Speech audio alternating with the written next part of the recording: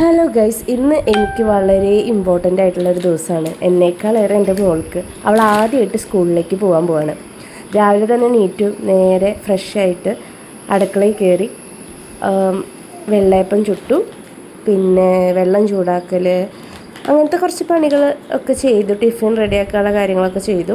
അമ്മേനെ ഹെൽപ്പ് ചെയ്തു. അടിച്ചു വാരി തുടച്ചു. ഉണ്ണിക്കുള്ള വെള്ളം ചൂടാക്കി.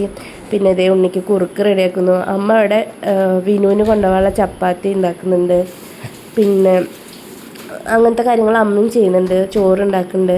ഞാനിവിടെ അവൾക്ക് ടിഫിനിന് വെള്ളയപ്പം കടലക്കറിയും ആക്കി കൊടുത്തു കേട്ടോ. വെള്ളക്കടല അവൾക്ക് ഇഷ്ടമാണ് കേട്ടോ. അപ്പോൾ അത് ആക്കി കൊടുത്തു. എന്നിട്ട് ഇതേ ബോക്സൊക്കെ അടച്ച് വെച്ചിട്ട് നേരെ ബാഗിൽ കൊണ്ടുവയ്ക്കാമെന്ന് വിചാരിച്ചു. കിറ്റുണ്ട്, ഞാൻ കിറ്റിലാണ് വെച്ചത്. കാരണം ഇന്ന് ബുക്കൊക്കെ അവൾക്ക് സ്കൂളിൽ കൊടുത്തു വെക്കണം.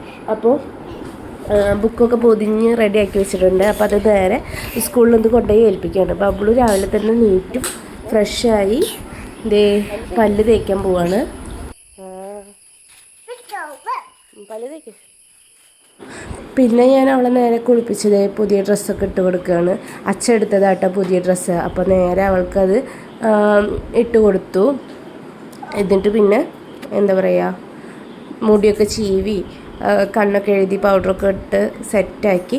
പിന്നെ ഞാനും റെഡിയായി. അവൾ ചെരുപ്പൊക്കെ ഇട്ട് ഞാനും റെഡിയായിട്ട് ഞങ്ങൾ പോകാൻ നിൽക്കുകയാണ്. അച്ഛനും അമ്മയ്ക്കും ഉമ്മൊക്കെ കൊടുത്ത് അനിയനും ഉമ്മൊക്കെ കൊടുത്തിട്ട് നേരെ രണ്ടുപേരുടെയും അനുഗ്രഹമൊക്കെ മേടിച്ചിട്ട് ബബ്ലു സ്കൂളിലേക്ക് പോവാണ്. അവളുടെ ആദ്യത്തെ സ്റ്റെപ്പ്. അവൾ കരഞ്ഞൊന്നുമില്ല. നല്ല കുട്ടിയായിട്ട് തന്നെ അവൾ മിടുക്കി കുട്ടിയായിട്ട് തന്നെ റെഡി ആയിട്ടാണ്. പിന്നെ മഴ ഉണ്ടായിരുന്നു. അപ്പോൾ റെയിൻകോട്ട് ഞങ്ങൾ രണ്ടാളും ഇട്ടു. വണ്ടിയിൽ ബാഗും സാധനങ്ങളൊക്കെ എടുത്ത് വെച്ചിട്ട് നേരെ സ്കൂളിൽ വന്നു. സ്കൂളിലെത്തിയപ്പോൾ ഞാനാണ് ഗൈസ് കരഞ്ഞത്, അവളല്ല. അവൾക്ക് വേണ്ട ചെയറും എനിക്കും വിഷ്ണുവിനും വേണ്ടിയിട്ടുള്ള അച്ഛനും അമ്മയ്ക്കും കുട്ടിക്കുള്ള ചെയറൊക്കെ അവിടെ റെഡി ആക്കിയിട്ട് അടിപൊളിയായിട്ട് അവർ സെറ്റ് ചെയ്തിട്ടുണ്ടായിരുന്നു.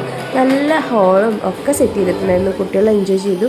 പിന്നെ അവിടെ നിന്നൊക്കെ പുകയായിരുന്നു. 11 മണിയാകുമ്പോഴത്തേനും ഞങ്ങൾ അവിടെ നിന്ന് റിട്ടേൺ പോകുന്നു. നേരെ പോകുന്നത് ഉണ്ണിക്ക് തീരെ വയ്യായിരുന്നു, ശ്വാസം മുട്ടിയിട്ട്. രാവിലെ തന്നെ ശ്വാസം മുട്ടായിരുന്നു. നേരെ ഹോസ്പിറ്റലിൽ പോയി. പിന്നെ അവിടെ നിന്ന് നേരെ വീട്ടിലേക്ക്.